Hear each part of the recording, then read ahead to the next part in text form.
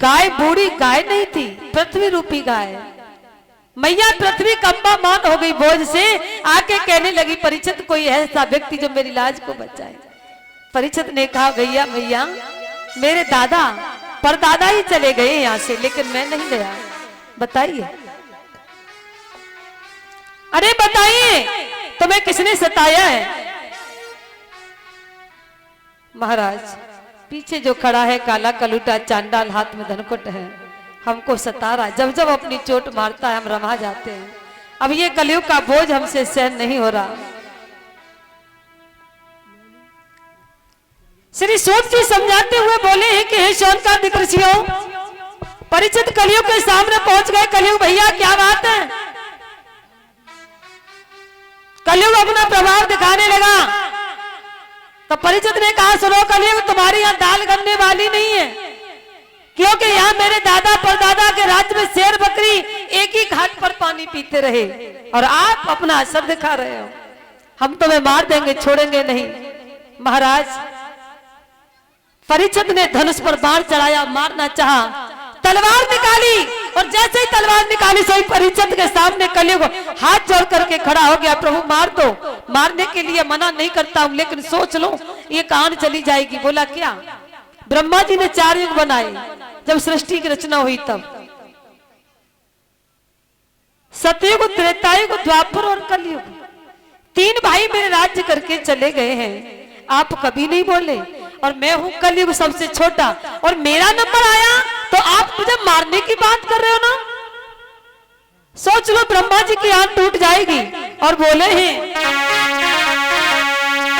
कि महाराज सामने कलयुग है और प्रभु ने दी है तलवार तुम्हें।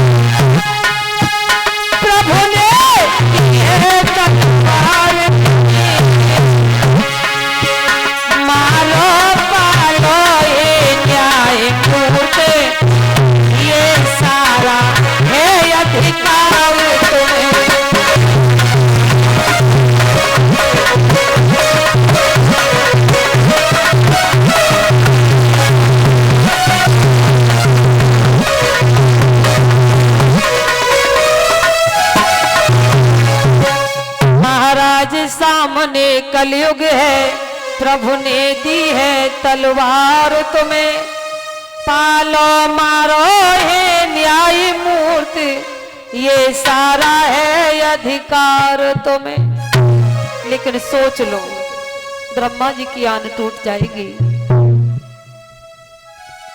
सतयुग त्रेता द्वापर में सर पटक पटक मर जाते थे, कलयुग के ही आते पल आराम करे ले पाते। तुम्हें नहीं पता महाराज हमारा कलयुग इतना अच्छा है, मोह से राम कहो और पल में आराम करो। त्रेतायुग में, सतयुग में, द्वापर में संतों ने 88 वर्ष तक, हजारों वर्ष तक तपस्या की, भगवान के दर्शन नहीं हुए। और जा कलयुग में महाराज कहूं देवी निकल रही, कहूं मंदन धरती में भगवान निकल रहे, तो ये क्या है? भक्ति ज्यादा है, ज्यादा है ना।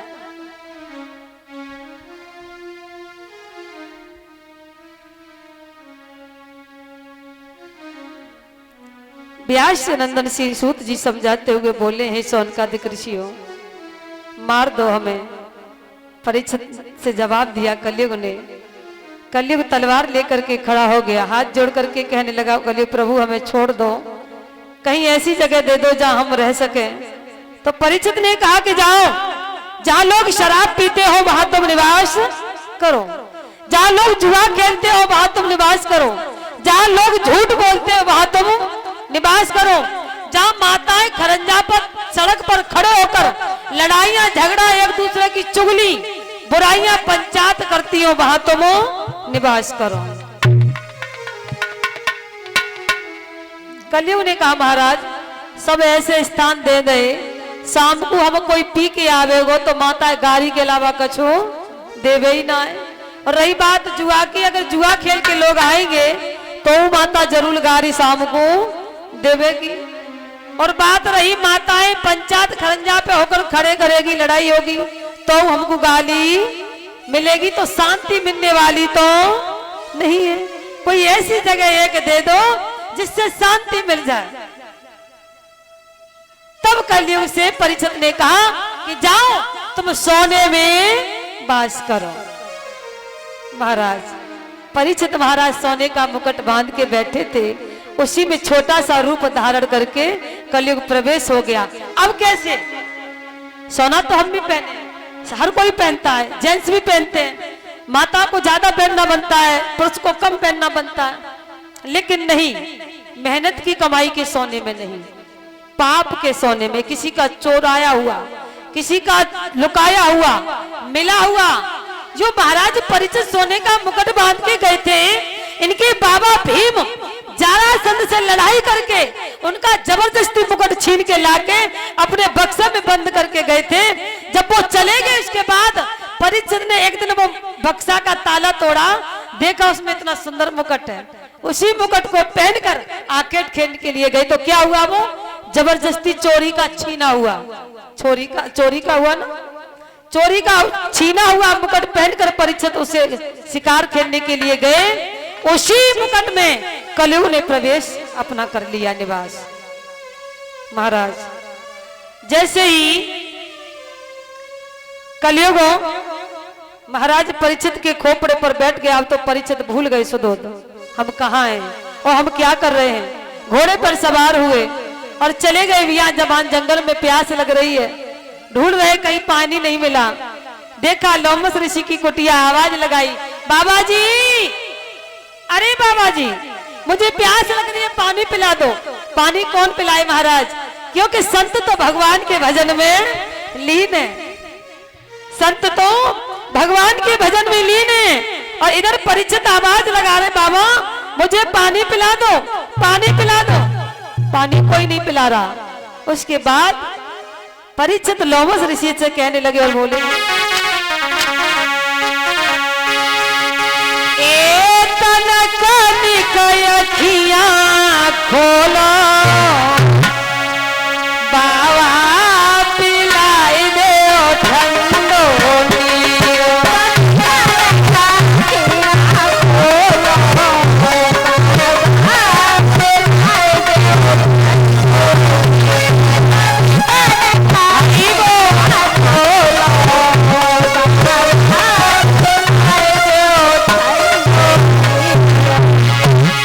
सभी माता बहना भाई बहन ताली बजा के गाएं।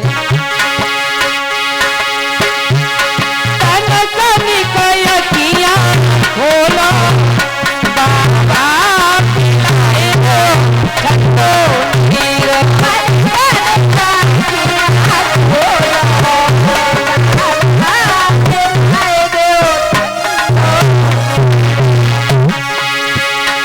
प्यास से गलो रयो मेरो सूखी, गलो रयो मेरो सूखी, बदन मेरो सबर हो गए सूखी, बदन मेरो सबर हो गए सूखी। आज कछु मुखसी मुखसी बोलो, साधु पिलाए दो ठंडो नीरो,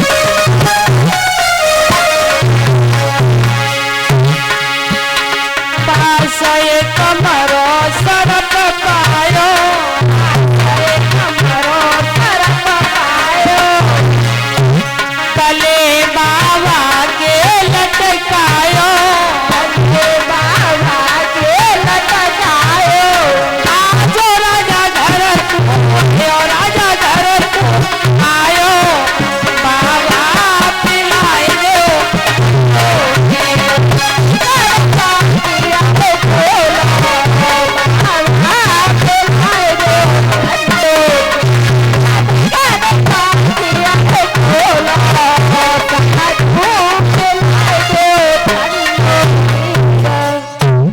बोलिए बांके बिहारी लाल की जय हो। लोमस ऋषि के कुटिया पर पहुंचकर आवाज लगा रहे हैं, आवाज लगा रहे हैं, बाबा जी मुझे प्यास लग रही है, पानी पिला दो। पानी कौन पिलाए? क्योंकि भगवान के भजन में लीन है संत। महाराज आवाज लगाते रहे, लोमस ऋषि ने नहीं सुना। महाराज परीक्षित को लगा कि ये बाबा मेरा अपमान कर रहा है, ये मेरी महिमा नहीं समझ रहा है, मैं एक राजा हूँ, घमंड हो गया। महाराज मरा हुआ तक्षक डला था, सर्प उठाया बाण की नोक से और लोमस ऋषि के गले में डाल दिया और डाल करके पुनः चले आए। इसे लोमस ऋषि के पुत्र श्रृंगी ऋषि को जाकर के लोमस ऋषि के शिष्य ने बताया कि तुम्हारे पिता के गले में हस्तिनापुर के महाराज परीक्षित मरा हुआ तक्षक डाल के चले गए। श्रृंगी ऋषि ने कमंडल से जल लिया और जल लेकर के श्राप दे दिया, ओ महायापत के मतवाले राजा परीक्षित, तूने मेरे पिता का क्या अपमान किया है? जा, मरा हुआ सर्प तूने मेरे पिता के गले में डालकर क्या अपमान किया? वही सर्प 7वें दिन जिंदा होगा और तुझे डस लेगा, तेरी अकाल मृत्यु हो जाएगी। महाराज लोमस ऋषि के पास आ गए श्रृंगी ऋषि, उनके बेटा। श्री सुखदेव जी समझाते हुए बोले हैं कि हे सोनकादिक ऋषियों, इधर लोमस ऋषि ने सारा हाल बताया। पिताजी मैंने परीक्षित को श्राप दे दिया, तुम्हारा अपमान किया। लोमस ऋषि ने कहा बेटा तुमने ये किया, कलयुग का प्रथम राजा था, उस पर कलयुग का प्रभाव था, इसलिए कह गया इतना धर्मात्मा राजा कभी मिलने वाला नहीं है। नहीं है क्यों? उनके उसके सर पर कलयुग बैठा था। लोमस ऋषि ने खबर कराई, जाओ परीक्षित से कहते हो अकाल मृत्यु से बचने के लिए कुछ न कुछ करे, नहीं तो अकाल मृत्यु निश्चित है उसकी। महाराज परीक्षित के पास संदेश पहुंचा, परीक्षित ने पढ़ा, रोए।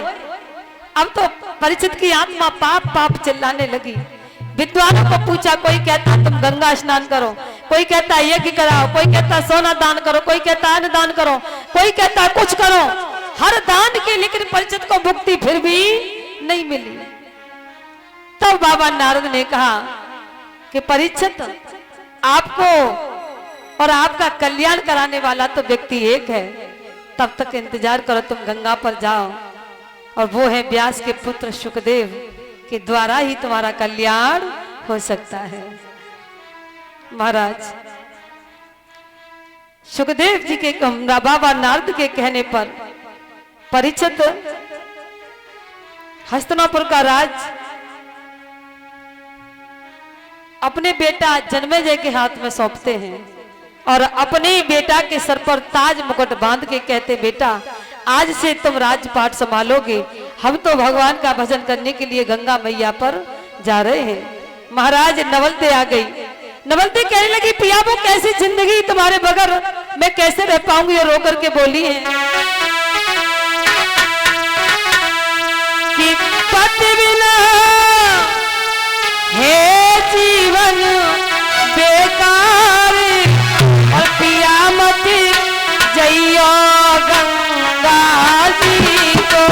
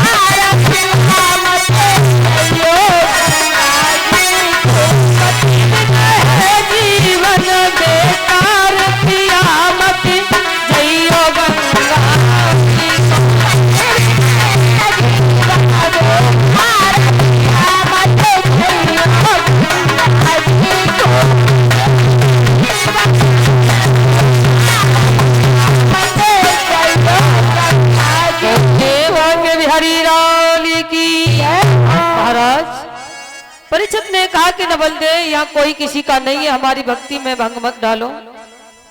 महाराज परिचित राज तिलक सौंप कर गंगा जी पर पहुंच गए। इधर अब देखते हैं थोड़े सुखदेव जी की तरफ। एक बार देवताओं की सभा लगी तो सभी देवी देवता अपनी अपनी प्रशंसा करने लगे। कोई कहता है ये बताओ ऐसा देवी देवता